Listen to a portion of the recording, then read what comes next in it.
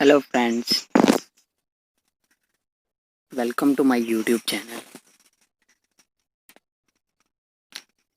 तो आज का हमारा टॉपिक है formation of Indian constitution part 1। तो आप हमारे चैनल को सब्सक्राइब कर सकते हो। रमन भगत के नाम पे मेरा चैनल है, तो आप उसको सब्सक्राइब कर सकते हो। टेलीग्राम ग्रुप है हमारा स्टडी विद मी, जहाँ पे हम क्विज़ वगैरह देते हैं और स्टडी मटेरियल प्रोवाइड कर रहा हूँ मैं वहाँ पे, तो आप उसको भी ज्वाइन कर सकते हो। तो चलिए आज का टॉपिक स्टार्ट करते हैं, फॉर्मेशन ऑफ इंडियन कॉन्स्टिट्यूशन। तो आज का हमारा टॉपिक है कॉन्स्टिट्यूशन ऑफ इंडिया, जिसमें हम हमारा पार्ट 1 में बाई वीडियो बना रहा हूँ, जिसमें हम पढ़ेंगे फॉर्मेशन कॉन्स्टिट्यूशन की, इंडिया के कॉन्स्टिट्यूशन की फॉर्मेशन पढ़ेंगे। तो फॉर्मेशन में हम सबसे पहले पढ़ेंगे कि 1947 जो है उसमें हमारा देश जो आज़ाद हुआ, उससे पहले हमारा देश गुलाम था। हमारे देश पे ब्रिटिश का रूल था। ब्रिटिश से पहले अगर देखा जाए तो हमारे मतलब कंट्री पे, हमारी इंडिया पे मुगल्स जो वो थे रूल करते थे। तो उसके बाद है कि जो इंडियन कॉन्स्टिट्यूशन है इसकी फॉर्मेशन कैसे हुई, कहाँ से इसका आइडिया आया, कैसे ये स्टार्ट हुआ, कैसे हमने सोचा कि हम एक कॉन्स्टिट्यूशन बनाए अपने देश को चलाने के लिए। तो जो आइडिया है कॉन्स्टिट्यूशन का या कॉन्स्टिट्यूशन असेंबली का, तो वो दिया है M.N. रॉय ने 1934 में। तो उसके बाद जो M.N. रॉय थे, इन्होंने दिया इसका आइडिया दिया एक कि हमें कॉन्स्टिट्यूशन असेंबली बनानी चाहिए, जो कॉन्स्टिट्यूशन बनाए हमारे इंडिया के लिए, हमारे अपने रूल्स हों, अपने रेगुलेशंस हों हमारी कंट्री के। तो उसके बाद 1935 में इंडियन नेशनल कांग्रेस INC तो डिमांडेड इट ऑफिशियली। तो INC ने डिमांड की, कॉन्स्टिट्यूशन असेंबली की डिमांड की ऑफिशियली ब्रिटिश से, जो तब की गवर्नमेंट थी ब्रिटिश गवर्नमेंट, तो उससे ऑफिशियली डिमांड की कि हमें एक कॉन्स्टिट्यूशन असेंबली बनाने की इजाज़त दी जाए। उसके बाद 1938 में जवाहरलाल नेहरू थे, उन्होंने डिमांड की कि हमें जो हमारा कॉन्स्टिट्यूशन बनाने के लिए वो दी जाए, परमिशन दी जाए, वो उसमें कोई भी इंटरफेरेंस ना हो किसी की भी, ठीक है। तो उसके बाद 1940 में ब्रिटिशर्स एक्सेप्ट इन अगस्त ऑफर। तो ब्रिटिशर्स जो थे उन्होंने एक्सेप्ट किया, जो इन्होंने उनको डिमांड की थी कि हमें भाई अपना कॉन्स्टिट्यूशन असेंबली बनानी है, उसमें हमें कॉन्स्टिट्यूशन अपना इंडिया का कॉन्स्टिट्यूशन बनाना है। तो ब्रिटिश जो गवर्नमेंट थी उसने उसको एक्सेप्ट कर लिया, उस प्रपोज़ल को एक्सेप्ट कर लिया। क्यों एक्सेप्ट किया कि तब जो थे ब्रिटिश थे, वो चाहते थे कि हमारी जो इंडियन मतलब इंडिया है वो उसको सपोर्ट करे ब्रिटिश को जर्मनी के ख़िलाफ़ सेकेंड वर्ल्ड वार में। तो उसको मजबूरन इस प्रपोज़ल को एक्सेप्ट करना पड़ा। फिर उसके बाद 1946 में, तो फाइनली जब 1946 आया तब कॉन्स्टिट्यूशन असेंबली बनी। कौन से मिशन के प्लान के अंडर बनी? कैबिनेट मिशन प्लान के अंडर बनी, ठीक है। तो जब 1946 में, तब क्या था कि जो हमारी कुछ स्टेट्स हमारी थी वो प्रिंसली ऑपरेटेड स्टेट्स थी, लाइक J&K, हैदराबाद। तो इन पे प्रिंस का राज था और मतलब इनडायरेक्टली ब्रिटिश का राज ही था, लेकिन जो रूल था, जो मतलब राज करते थे वो करते थे किंग्स, राज करते थे इनके।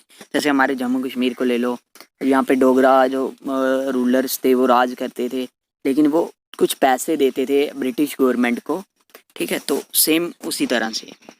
तो उसके बाद आता है कि ब्रिटिश ऑपरेटर स्टेट्स। तो कुछ स्टेट्स थी जिन पे डायरेक्टली ब्रिटिश का राज था, उसको हम बोलते थे ब्रिटिश ऑपरेटर स्टेट्स, ठीक है। तो आपको ये भी एग्ज़ाम में आ सकता है कि ब्रिटिश ऑपरेटेड स्टेट्स की कोई एग्जांपल बताओ, जहाँ मतलब प्रिंसली ऑपरेटेड स्टेट्स की कोई एग्जांपल बताओ, जहाँ कौन सी कॉन्स्टिट्यूशन में मतलब कब इसका प्रपोजल आया, किसने इसका आइडिया दिया है, इस हिसाब से क्वेश्चन आपको पूछ सकते हैं वो। उसके बाद आता है, तो जो असेंबली जो बनी उसमें टोटल स्ट्रेंथ कितनी थी? 389 की टोटल स्ट्रेंथ थी उसमें। तो उसमें क्या कहा गया, जो कॉन्स्टिट्यूशन असेंबली है उसकी जो मेंबर्स है वो कैसे इलेक्ट होंगे? इनडायरेक्टली इलेक्ट होंगे।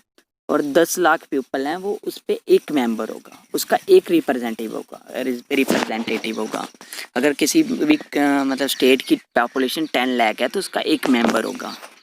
ठीक है, तो उसमें आ गया जो मतलब ब्रिटिश कंट्रोल स्टेट्स थी उसके आगे 296, और जो प्रिंसली ऑपरेटेड स्टेट्स थी उसके रिप्रेजेंटेटिव आगे 93।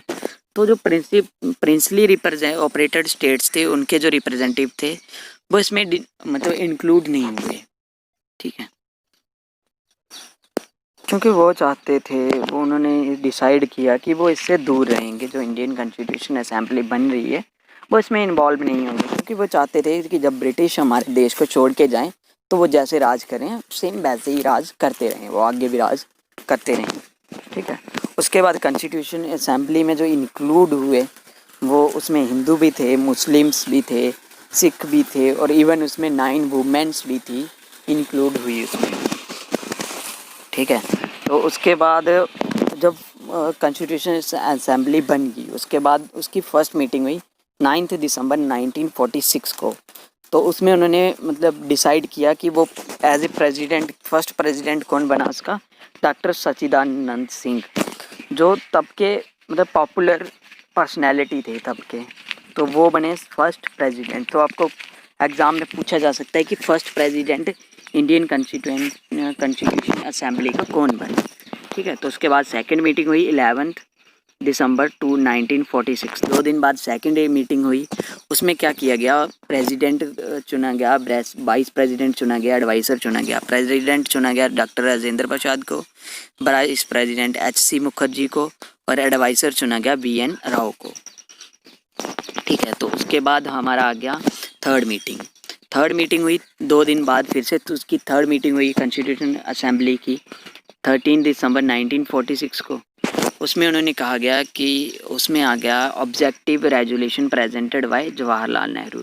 तो जो हमारे देश के प्रथम प्रधानमंत्री थे पंडित जवाहरलाल नेहरू, तो तब के पॉपुलर पर्सनैलिटी थे, तब के पॉपुलर लीडर थे इंडियन नेशनल कांग्रेस के। तो उन्होंने एक रेजोल्यूशन दिया, ऑब्जेक्टिव रेजोल्यूशन प्रेजेंट किया कि कॉन्स्टिट्यूशन के ऑब्जेक्टिव्स क्या होंगे, उसकी फ़िलासफ़ी क्या होगी कॉन्स्टिट्यूशन बनाने की, या फिर उसके ऑब्जेक्टिव क्या होंगे।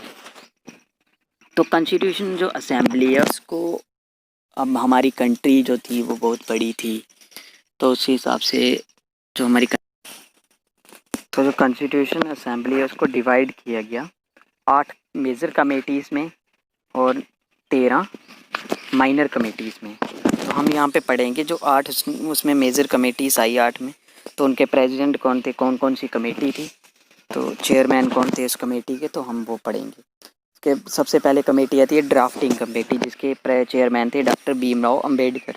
तो इनको ही फादर ऑफ कॉन्स्टिट्यूशन भी कहा जाता है, क्योंकि इनका एक मेजर रोल रहा है कॉन्स्टिट्यूशन बनाने में। तो उसके बाद दूसरी कमेटी आती है यूनियन पावर कमेटी, जिसके चेयरमैन थे जवाहरलाल नेहरू। उसके बाद यूनियन कॉन्स्टिट्यूशन कमेटी, उसके भी चेयरमैन थे नेहरू जी। तो उसके बाद स्टेट कमेटी बनाई गई, उसके भी जो चेयरमैन बनाए गए वो बनाए गए जवाहरलाल नेहरू जी। उसके बाद कमेटी बनाई गई advisor committee for fundamental rights of minorities. तो माइनॉरिटीज़ के जो फंडामेंटल राइट्स हैं उनके लिए जो कमेटी बनाई गई उसके चेयरमैन बनाए गए सरदार पटेल जी।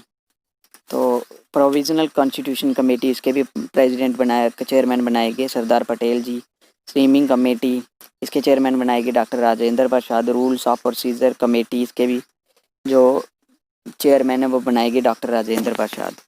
तो उसके बाद आता है कि टाइम कितना लगा, जो कॉन्स्टिट्यूशन बनाने में कितना टाइम लगा। तो कॉन्स्टिट्यूशन बनाने में 2 साल 11 महीने 18 दिन लगे। तो आप लगभग लगा सकते हो कि 12 दिन कम, 3 साल में 3 साल से 12 दिन कम लगे इसको बनाने में। तो आपको ये दोनों ऑप्शन एग्ज़ाम में देखने को मिल सकते हैं, जैसे कि 2 साल 11 महीने 18 दिन लगे, जहाँ अप्रॉक्सीमेटली कितने साल लगे, 3 साल लगे। ठीक है, तो आप याद रखो, इस चीज़ को याद रखो, जो भी मेन टॉपिक्स हैं इसमें, जो भी हाईलाइटेड चीज़ें हैं वो याद रखो, डेट्स वगैरह याद रखो। तो 26 नवंबर 1949 में तो जो हमारा कॉन्स्टिट्यूशन है वो बन के तैयार हो गया, उसको अडॉप्ट कर लिया गया। तो जो force came into force enforcement है कॉन्स्टिट्यूशन की वो हुई 26 जनवरी को 1950 को।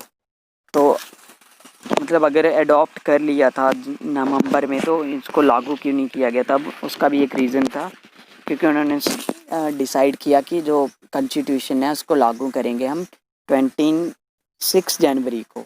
26 जनवरी को क्या हुआ था, जो इंडियन नेशनल कांग्रेस है तो इन्होंने क्या किया था 1930 में, 26 जनवरी 1930 में इन्होंने इंडिपेंडेंस डे मनाया था, फर्स्ट इंडिपेंडेंस डे। ठीक है, तो उसके बाद आई लास्ट मीटिंग, जैसे कॉन्स्टिट्यूशन बन गया तो उसके बाद आई लास्ट मीटिंग हुई 24 जनवरी 1950 को। अडॉप्ट करने के बाद मीटिंग हुई इनकी, उसमें क्या किया गया, उसमें सिग्नेचर्स किए गए सारे मेंबर्स जितने भी मेंबर्स हैं, तो उसमें नेशनल एंथम सेलेक्ट किया गया, नेशनल सॉन्ग सेलेक्ट किया गया कि हमारा नेशनल एंथम कौन सा होगा, हमारा नेशनल सॉन्ग कौन सा होगा। और सेलेक्ट किया गया कि हमारे जो डॉक्टर राजेंद्र प्रसाद हैं वो हमारे देश के प्रथम राष्ट्रपति, द प्रेसिडेंट ऑफ इंडिया, जो फर्स्ट प्रेसिडेंट ऑफ इंडिया होंगे वो होंगे डॉक्टर राजेंद्र प्रसाद। तो जो मतलब एनफोर्समेंट है हमारे कॉन्स्टिट्यूशन की वो ही 26 जनवरी 1950 को। तो एट दैट टाइम जब हमारा कॉन्स्टिट्यूशन लागू हुआ तब उसमें 395 आर्टिकल्स थे, 12 शेड्यूल्स थे और 22 पार्ट्स थे। ठीक है, तो थैंक्स गाइस, आज के लिए इतना ही, नेक्स्ट वीडियो में मिलेंगे। तो आज रात को हमारा क्विज़ है 10 बजे हमारे टेलीग्राम ग्रुप पे, तो आप हमें ज्वाइन कर सकते हो, हमारे ग्रुप को ज्वाइन कर सकते हो। ठीक है, थैंक यू गाइस।